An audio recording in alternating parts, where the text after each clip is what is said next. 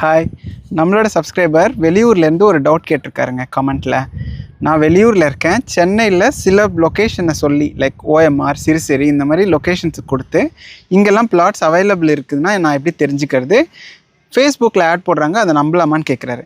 நான் உங்களுக்கு என்ன சஜஷன் பண்ணுவேன்னா, நீங்களே போய் இந்த மாதிரி சில போர்ட்டல்ஸ் இருக்குது.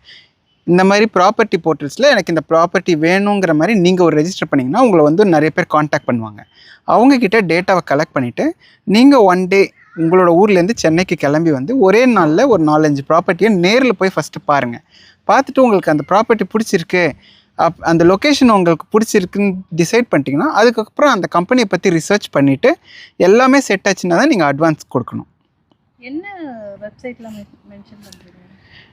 நிறைய போர்ட்டல்ஸ் இருக்குங்க. 99 acres, நோ புரோக்கர், இந்த மாதிரி நிறைய போர்ட்டல்ஸ் இருக்குது ப்ராப்பர்ட்டி வாங்குறதுக்கு. நீங்கள் போய் உங்களோட நீடை ரெஜிஸ்டர் பண்ணிங்கனாவே நிறைய பேர் உங்களை காண்டாக்ட் பண்ணுவாங்க. அவங்கக்கிட்ட டேட்டா கலெக்ட் பண்ணிவிட்டு நீங்கள் நேரில் ப்ராப்பர்ட்டியை பார்த்துட்டு இந்த ப்ராப்பர்ட்டி எனக்கு பிடிச்சிருக்குன்னு நீங்கள் டிசைட் பண்ணிங்கன்னா அதுக்கப்புறம் அந்த கம்பெனியை பற்றி நிறைய நீங்கள் ரிசர்ச் பண்ணணும்.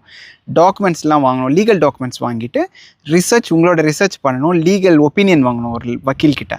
இதெல்லாம் பண்ணிவிட்டு தான் நீங்கள் டிசைட் பண்ணணும். இதெல்லாம் பண்ணி முடிச்சதுக்கப்புறம் தான் நீங்கள் அட்வான்ஸே பண்ணணும்.